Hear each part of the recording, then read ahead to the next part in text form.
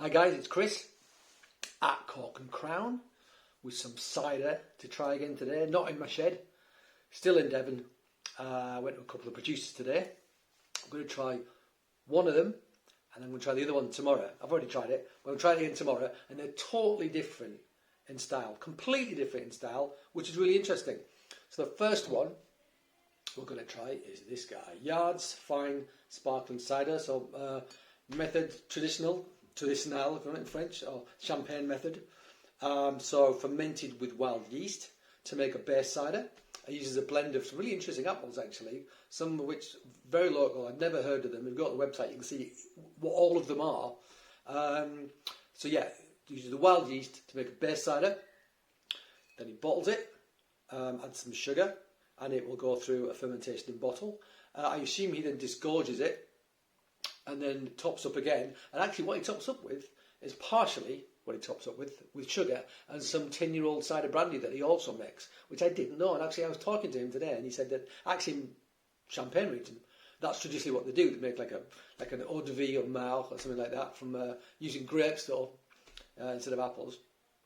And they would top up with that. And he's doing basically the same thing but using cider brandy. So isn't that interesting? Cool. Didn't know they did that in Champagne. And I don't know anybody else who's doing it in Britain for sure, and he didn't know of anybody else that was doing it in Britain. So there you go, interesting stuff. I'll read what it says in the back actually. And some of it's going to be like sort of like promotional, but there might be some interesting facts as well. Let's have a look. Yarde's Fine Sparkling Cider is crafted using 100% Devon apples. We only harvest from orchards where wildlife and wildflowers are encouraged. We like all that. To create the perfect sparkle, we use the classic method developed in the Champagne region to produce a secondary fermentation in the bottle. Each bottle is hand-turned daily for 6 weeks before disgorging to remove the sediment. The bottle is then topped up using a dosage of cider and our 10-year-old apple brandy, which adds to Yarde's distinct flavour. Apples, so here we go. Apple sheep's nose, Bickington Grey, Paynton, or is that Paynton Marigold, pardon me. Paynton's a coastal town, just not very far from where we are. Tom Put, which I have heard of, and Silver Cup. Tasting notes: deep amber colour, dry and full-bodied with a fragrant top notes of bittersweet apple peel, grapefruit zest, and a rich biscuity flavour. Okay, so let's crack it. Let's crack it. Hopefully it won't damage. It's been in the car, it's been shaken up a little bit, but hopefully it's not so fizzy that it's going to blow a hole in the roof. Let's just be very careful though. I'm going to put my glass here, ready. So look. So look, are you going to blow up on me? Please don't blow up on me, because this is not my house. It doesn't matter if it blows up in the shed, because it's just a shed. But this is a very, very, very pretty house, which has very recently been renovated. So I do not want to damage it at all. So let's have that. Oh, we're all right. We are all right. Let's get this top off. Yeah, that's okay. That's okay. You said it was very dry. Actually, I didn't mind that at all. But cider yeast will ferment dry, pretty much always. Nice. Okay, so let's pour this sucker out. Oh, I can smell it already. I really smell it already. Okay. It's going to have a very big mousse on it, I suspect. Yep, and it does. Okay, let's have a look at this sucker. So, unfiltered, slightly hazy, obviously natural fermentation, not most carbonated. It ferments in bottle.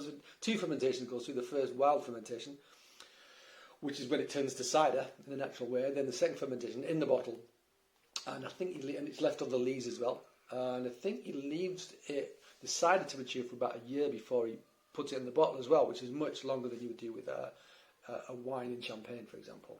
So it's going to get a lot more character that way. One hopes, one suspects. Okay, so yeah, nice looking thing. Nice looking thing. Let's smell it. Oh wow. Oh. Yeah. Great nose.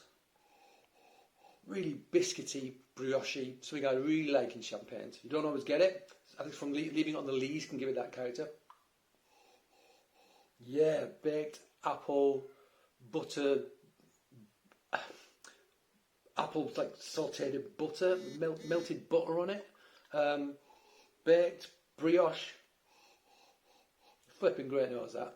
That is a flipping great nose. I'm really looking forward to trying this.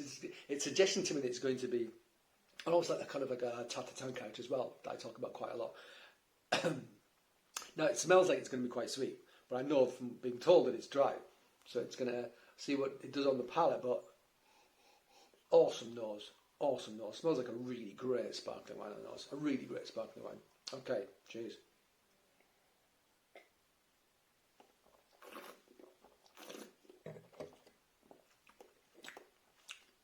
Yep. Tannin, squeaky teeth, totally get that. Quite bold acidity. It's making my mouth water. The acidity almost feels like a lemony sort of acidity, or a strong yogurt acidity, lactic, which it probably is.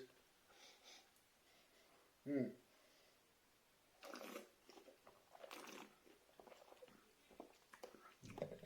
in the middle of the palate, before that bracing acidity kicks in, you get that slight biscuity, baked apple, pastry character, which is very nice indeed. So this has got a bolder acidity than I was expecting, but good tannins. Yeah, soft tannins though, just for astringency on the teeth, not on the back end, and on the harder tannins on the back. Yeah, interesting drink, really interesting. I'm not often blown away by champagne method ciders. I feel often they lose something. I'm not sure it suits the product. You know, sometimes I feel like I'm not getting as much character as if I just tasted the base cider fermented with wild yeast. You know, I think sometimes you're intervening too much, doing too much. But yeah, that nose, I don't think you could have got that any other way than doing this sort of champagne method.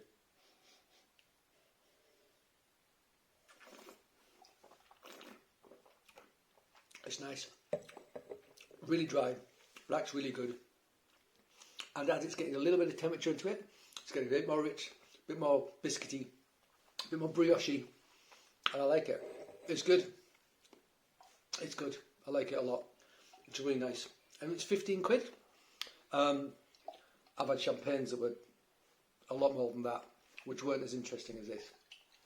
This is a really interesting, characterful, drink, and I would definitely drink lots of it. I've got a whole bottle to drink now because I just opened it, and we can't let it go flat. So we're going to have to drink that tonight. I think my wife might like this. My wife doesn't like cider, which is a bit depressing for me. I mean, I get to drink more cider, but it's quite nice to share enthusiasm with the person that you share your life with. And I can't always do that, or I can, but she glazes over somewhat. But I think she might like this, so that's kind of cool. Alright guys, I'm going to be back tomorrow with another tasting. I've decided it's completely different, like very close to where this is produced. I drove to both farms today, it didn't take very long, and the difference is total. Completely different approaches to cider making. So that's going to be really good. Alright, cool. Thanks for watching.